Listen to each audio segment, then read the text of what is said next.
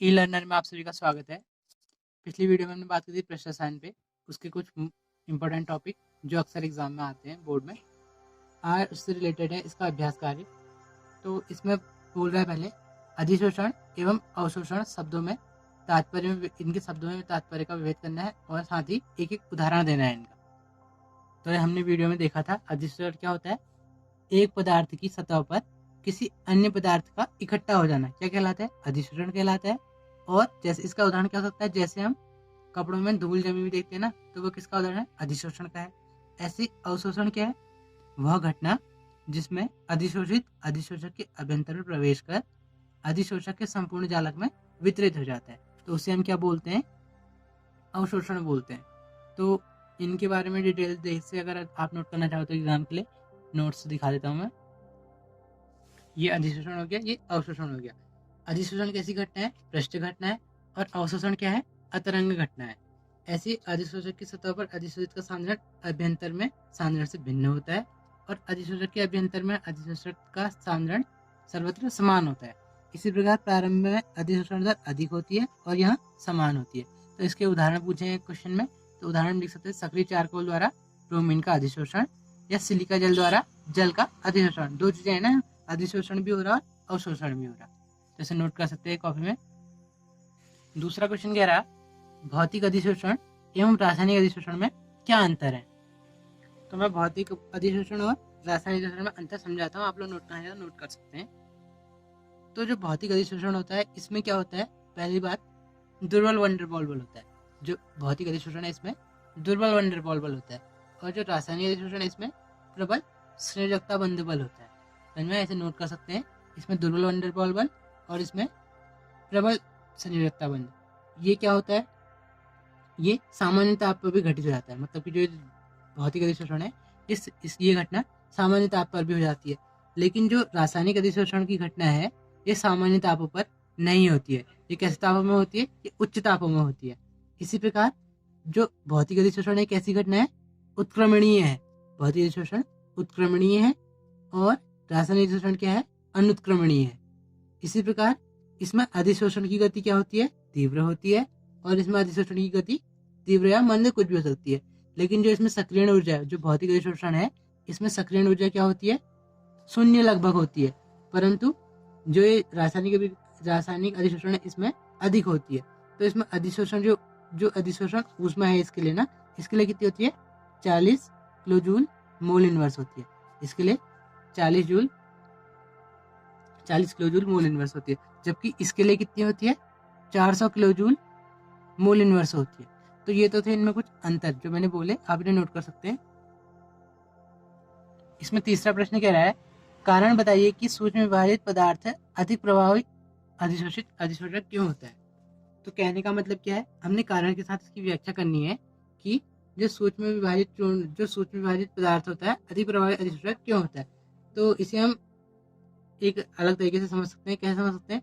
हम इसे कह सकते हैं कारण बताइए यदि एक बारीक चूर्ण पदार्थ अधिशोषक के रूप में अधिक प्रभावी क्यों होता है। कहने का मतलब वही तो, अधिक सूक्ष्म पदार्थ हम ले लेते हैं यहाँ पर को, माना हम ले लेते हैं बारीक चूर्ण। जो बारीक चूर्ण पदार्थ है अधिशोषक के रूप में अधिक प्रभावी क्यों होता है, इसे हम ऐसे समझ सकते हैं। तो इसका उत्तर क्या हो सकता है? जब किसी पदार्थ को हम विभाजित करते हैं, जैसे कोई पदार्थ है उसे हम क्या कर रहे हैं? विभाजित कर रहे हैं। जब हम किसी पदार्थ को विभाजित करते हैं तो उसका क्या होगा? पृष्ठीय जो क्षेत्रफल है वो बढ़ जाएगा। जब किसी पदार्थ को विभाजित करते हैं तो उसका पृष्ठीय क्षेत्रफल बढ़ जाता है। इसलिए बारीक चूर्ण पदार्थ का पृष्ठ क्षेत्रफल अधिक होता है तथा वह अधिशोषक के रूप में अधिक प्रभावी होता है। अधिक प्रभावी क्यों होता है? बदल गया ना, क्यों होता है? क्योंकि उसका पृष्ठ क्षेत्रफल बढ़ जाएगा। अगर पृष्ठ क्षेत्रफल बढ़ जाएगा तो क्या हो जाएगा? वह अधिशोषक के रूप में अधिक प्रभावी हो जाएगा। इसी में अगला बोल रहा है किसी ठोस पर गैस के अधिशोषण को प्रभावित करने वाले कारक कौन कौन से हैं? ये कह रहा है किसी ठोस पर गैस के अधिशोषण को प्रभावित करने वाले कारक कौन कौन से हैं ना। तो कौन कौन से कारक हो सकते हैं?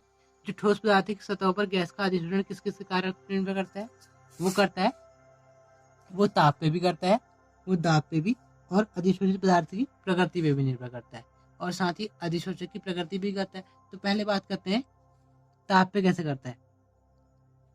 तो यदि गैस अणु अधिशोषक की सतह पर वंडरवॉल बल से आबद्ध है। किससे बंध है? वंडरवॉल बलों से आबद्ध है। तो बलों में वृद्धि होने पर क्या होगा? अधिशोषण कम हो जाएगा। अब अधिशोषण अगर कम हो जाएगा तो इसके विपरीत यदि गैस अणु रासायनिक बंधों से आबद्ध हैं तो ताप में वृद्धि करने पर क्या होगा? पहले अधिशोषण में वृद्धि होगी, उसके पश्चात ये क्या हो जाएगा? कम होने लग जाएगा। समझ में आया? तो इसे मैं जो बोल रहा हूँ नोट कर सकते हैं आप लोग। इसी प्रकार जो दाब है, दाब में कैसे होता है? सामान्य रूप से दाब में हम बढ़ा देते हैं, अगर दाब में हम वृद्धि कर देते हैं। दाब में वृद्धि करने पर क्या होता है? एक गैस के ठोस सतह पर अधिशोषण भी बढ़ने लगता है। हम दाब बढ़ाएंगे तो अधिशोषण भी बढ़ रहा है। तो तापों को कम करने पर क्या होगा? दाब में वृद्धि करने पर गैस के अधिशोषण प्रारंभ में तेजी से बढ़ता है, लेकिन फिर क्या रहता है? कांस्टेंट रहता है। अगर ग्राफ से अगर देखना चाहे तो इस टाइप से क्या होगा? पहले तेजी से बढ़ रहा है, फिर एक कांस्टेंट हो जाएगा, फिर एक कांस्टेंट हो जाएगा। तो यहाँ को हम प्रेशर ले सकते हैं इसमें, और यहाँ को एक्स अपॉन एम। अब ये क्या चीज़ थी, इसके लिए आप पुरानी वाली वीडियो देखना, इसका लिंक मैं डिस्क्रिप्शन में दे दूंगा। ये तो थे ठोसों पर गैसों के अधिशोषण को प्रभावित करने वाले कुछ कारक। अगला कुछ प्रश्न कह रहा है, अधिशोषण समतापी वक्र क्या है? अधिशोषण समतापी वक्र क्या है? फ्राइडलिक अधिशोषण समतापी वक्र का वर्णन कीजिए। तो ये सब चीज़ें मैं एक बार पुरानी वीडियो में करा चुका हूँ, तो ये क्वेश्चन के बेस पे देखते हैं। जो फ्रेंडली अधिशोषण समतापी वक्र है वो क्या है? स्थिर ताप पर, कोई स्थिर ताप लेते हैं, टेम्परेचर स्थिर ताप पर, और अधिशोषक के प्रति इकाई द्रव्यमान पर अधिशोषित गैस की मात्रा और साम्य दाब के मध्य संबंध जो व्यक्त होता है उसे क्या बोलते हैं? फ्रेंडली। उसको किसने दिया था? पहले फ्रेंडलिक ने दिया था, उसे फ्रेंडलिक ने बताया था। और इसी को हम क्या कहते हैं? फ्रेंडलिक अधिशोषण समतापी कहते हैं। ठीक है, इसे हम कैसे डिनोट कर सकते हैं? जो क्वेश्चन के बेस पे क्या लिखेंगे हम? X upon M. X upon M क्या है यहाँ पर? को जो एक्स है अधिशोषित पदार्थ का द्रव्यमान है, और एम क्या है? अधिशोषक पदार्थ का द्रव्यमान है। तो इनके मध्य ग्राफ किस तरह, ये यहाँ को हम एक्स अपॉन एम ले लेते हैं इसमें, और इधर को पी क्या है? साम्य अवस्था में गैस का दाब है। तो ये इसी प्रकार ये होता है। तो ये एक्स अपॉन एम बराबर क्या होता है? क्या लिख सकते हैं? के पी की पावर 1 अपॉन एन, जहाँ पर को पी क्या है? साम्य अवस्था में गैस का दाब है, और एन क्या है? के और एन, जो के है और जो एन, ये क्या है? ये स्थिरांक है। इनके मान अधिशोषित गैस की प्रकृति, अधिशोषक की प्रकृति और ताप पर निर्भर करते हैं। तो इसी प्रकार अगर हम इन दोनों के ग्राफ खींचते हैं तो क्या मिलता है हमें यहाँ को एक समान, यहाँ को, तो पी, ये ग्राफ इस टाइप से आता है। तो जो ग्राफ है किसके, जो एक्स अपॉन एम और पी के बीच में, इसको हम क्या बोलते हैं? फ्रेंडलिक अधिशोषण समतापी, और इसे हम अधिशोषण समतापी वक्र भी बोलते हैं। ठीक है, अगला प्रश्न बोल रहा है, विषमांगी उत्प्रेरण में अधिशोषण की क्या भूमिका है? तो पहले हमने तो समझना पड़ेगा विषमांग जो उत्प्रेरण होते क्या है। जब अभिकारक तथा उत्प्रेरक भिन्न भिन्न प्रावस्थाओं में होते हैं तो इस प्रकार के उत्प्रेरणों को कहते हैं हम विषमांग उत्प्रेरण कहते हैं। तो इसके कुछ उदाहरण से पहले समझते हैं। जैसे हम महीन आयरन ले लेते हैं, उसकी उपस्थिति में क्या करते हैं? N2 और H2 का संयोग करते हैं। किसका संयोग कर रहे हैं? N2 और H2 का संयोग कर रहे हैं। इसे क्या बोलते हैं? हेवर्स प्रक्रम भी बोलते हैं। तो जैसे N2 ले लिया यहाँ पर को, गैसीय अवस्था प्लस ये ले लिया, तो ये मिलके बनेगा क्या? ये 2NH3 बनेगा। तो यहाँ पर क्या लिया हमने? महीन चूर्ण किसका लिया था? आयरन, महीन आयरन लिया था ना, तो ये ले लिया। तो इस अभिक्रिया में अभिकारक क्या है? N2 है, और H2 क्या है? गैसीय अवस्था में। अभिकारक N2 और H2 है, दो की दो किस अवस्था में? गैसीय अवस्था में है। तो जबकि उत्प्रेरक जो है, जो उत्प्रेरक क्या है इसमें बता सकते हैं आप? उत्प्रेरक ये है, उत्प्रेरक को हमेशा कहाँ लिखते हैं? रिएक्शन का जो तीर बनाता है इसके ऊपर। तो उत्प्रेरक क्या है इसमें? Fe है। Fe क्या है? ठोस अवस्था में है। कहने का मतलब क्या है? यह विषमांग है। ये जो अभिक्रिया है क्या है? विषमांग है। मतलब कि जैसे अगर हम दूसरा उदाहरण लेना चाहें तो क्या हो सकता है? जैसे हम ले लेते हैं 2SO2 प्लस O2, तो यहाँ पर पीट ले लेते हैं यहाँ पर उत्प्रेरक, तो यहाँ क्या बन जाएगा? 2SO3 बन जाएगा इस टाइप से कुछ, और यहाँ पर V2 और 5 भी ले सकते हैं संपर्क प्रक्रम में। तो इस अभिक्रिया में क्या हो रहा है? अभिकारक जो है किस अवस्था में? गैसीय अवस्था में है, जबकि उत्प्रेरक क्या है? ठोस अवस्था में। जो उत्प्रेरक है ये क्या है? ठोस अवस्था में है। तो ये भी क्या होगी? विषमांग अभिक्रिया होगी। कहने का मतलब क्या है? अधिकांश विषमांग उत्प्रेरक ठोस प्रावस्था में होते हैं, जबकि अभिकारक क्या होते हैं? गैसीय अवस्था में रहते हैं। तो ये ठोस अवस्था में रहते हैं और ये गैसीय अवस्था, तो इससे क्या हो जाता है? ये क्या हो जाता है? विस्मांग बन जाता है। तंत्र क्या होता है, इसे हम क्या बोलते हैं, अभिक्रिया तंत्र विस्मांग बोल सकते हैं। इसमें अगला प्रश्न कह रहा है अधिशोषण हमेशा ऊष्माक्षेपी क्यों होता है। तो देखते हैं इसे।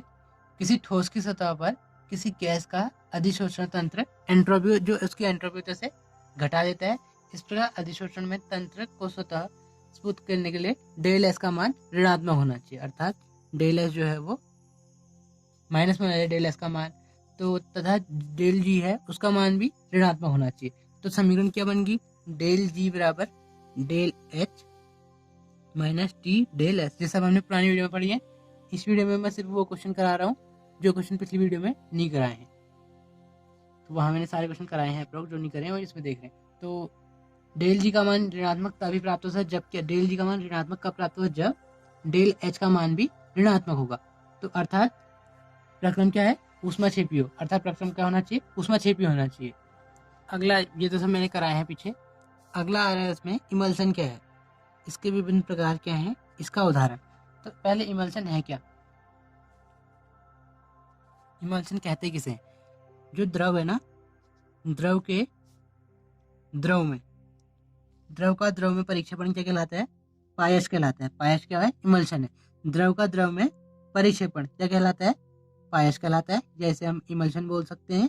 और जब परिक्षेपण माध्यम एवं परिक्षिप्त प्रावस्था दोनों ही द्रव, परिक्षेपण माध्यम भी और साथ ही क्या परिक्षिप्त प्रावस्था भी, दोनों अगर द्रव में है तो इस प्रकार बने कोलाइडी विलीन क्या कहते हैं, हम पायश बोलते हैं, अर्थात इमल्शन बोलते हैं। तो प्रश्न ने और क्या पूछा, एक तो इमल्शन पूछा, दूसरी चीज क्या पूछी, इमल्शन के प्रकार पूछी। तो इमल्शन के प्रकार क्या क्या हो सकते हैं, जैसे जल में तेल, जैसे जल में तेल, जैसे हम देखते हैं क्या पानी में अगर तेल की जगह क्या होता है, ऊपर जाता है ना, तो इसे क्या बोलते हैं, ऑयल, ऐसे बोल सकते हैं। तो जब ये होगा जल में तेल के जब क्या होगा, जल में तेल प्रकार के पायस जो होंगे उनमें क्या होगा, इस प्रकार के पायसों में तेल परिक्षिप्त प्रावस्था के रूप में कार्य करता है, और जबकि जल क्या है, परिक्षेपण माध्यम की भांति कार्य करता है। इस प्रकार के पायस के सबसे प्रमुख उदाहरण क्या है, दूध है, और इसमें द्रव वसा जल में परिक्षिप्त रहते हैं। तो इसी प्रकार तेल में जल, ये तो क्या था, जल में तेल, ऐसे क्या होता, दूसरा क्या है, तेल में जल। तो इस प्रकार के पायस क्या होते हैं, इनमें जल क्या है, परिक्षिप्त अवस्था में रहता है, और तेल परिक्षेपण माध्यम की भांति कार्य करता है। इन्हें क्या कहते हैं, तेल पायस भी कहते हैं। उदाहरण के लिए क्या ले सकते हैं, प्रौढ़ लीवर तेल ले सकते हैं। इसी प्रकार अगला कह रहा है विभाषण क्या है, ये भी बता रखा है, और साथ ही ये तो सब कराए हैं। और एक ही इम्पोर्टेंट है, मिसेल क्या है, इम्पोर्टेंट ये भी करा रखा है पिछली वीडियो में, एग्जाम में अक्सर आता है। और इसी प्रकार साबुन के विलयन में मिसेल का निर्माण, साबुन के विलयन में जो ये मिसेल का निर्माण ये है, ये तो मोस्ट इम्पोर्टेंट है, लगभग हर साल आता है एग्जाम में। इसी प्रकार इसका मैं कुछ इंपॉर्टेंट टॉपिक बता देता हूँ इसमें, जैसे अधिशोषण और अवशोषण में अंतर, इसी प्रकार मोस्ट इम्पोर्टेंट है।